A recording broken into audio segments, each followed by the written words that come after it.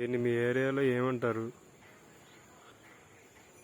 మీ దగ్గర దీన్ని ఎలా వాడతారు? ఇవన్నీ కూడా మీరు కామెంట్ చేయండి. ఇంకా ఈ మొక్క గురించి పూర్తి వివరాలు కావాలంటే మాత్రం మన ఛానల్ సబ్స్క్రైబ్ చేయండి. ప్రతిరోజు మన సేవ్ నేచర్ ఛానల్లో ఇలాంటి వీడియోలు చాలా వస్తాయి. నాకైతే ఈ పువ్వుని దీన్ని చూస్తే అసలు ఎవరు పువ్వు అనుకోరు. అసలు అంత బాగుంది. సృష్టిలో దేవుడికి మించిన డిజైనర్ మాత్రం ఎవరు లేరు.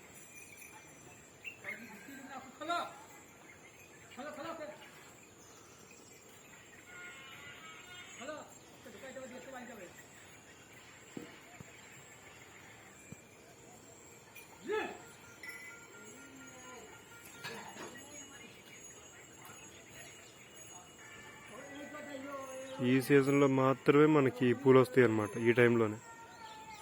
కాబట్టి మీరు మీ పొలం గట్ల మీద, మీ ఫారెస్ట్లో వెతకండి ఒకసారి వీటి గురించి. ఇవి ఇంట్లో పెంచుకున్నా సరే చాలా అందంగా ఉంటాయి చూడడానికి. పాము కాట్లకి అయితే విరుగుడు ముందులా పనిచేస్తాయి.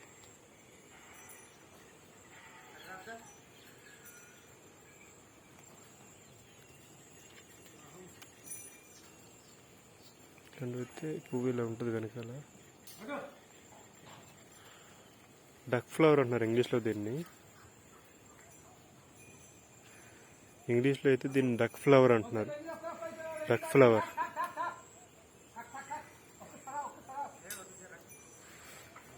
ఇంగ్లీష్లో దీన్ని డక్ ఫ్లవర్ అంటున్నారు. మరి మీ దగ్గర ఏమని పిలుస్తారో మాత్రం కామెంట్ అయితే ఖచ్చితంగా చేయండి. ఇటువంటివన్నీ కూడా మనం కోల్పోయాం మన భారతదేశంలో. వీటికి సంబంధించిన జ్ఞానం మొత్తం మన పూర్వీకుల దగ్గరే ఉండిపోయింది. వాళ్ళ తరం అంతరించిపోయింది. వీటన్నిటిని మనం పైకి తీసుకురావాలి, ఖచ్చితంగా మళ్ళీ బయటికి తీసుకురావాలి. ఇదే యూరోప్లోనూ అమెరికాలో ఉంటే ఈ పువ్వులు మాత్రం మనం బాగా చూస్తాం టీవీలో.